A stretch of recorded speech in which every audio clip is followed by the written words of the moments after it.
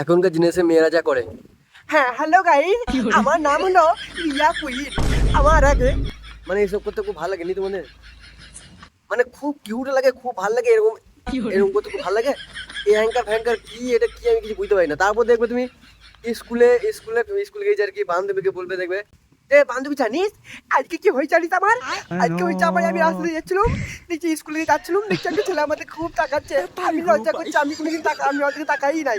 আমার খুব লজ্জা করছিল জানিস, আমি কিন্তু তুমি তাকাতি নাকি, কিন্তু আমার দিকে তাকাচ্ছিল। হ্যাঁ এমনি করলে কি মানে খুব ভালো লাগে না এমনি করে, মানে যে আছে কিউট পাগল হয়ে যাবে এইসব শুনলে।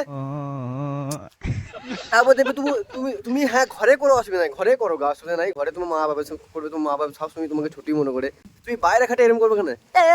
এটা কি হচ্ছে এটা? মানে খুব ভালো লাগে নাকি?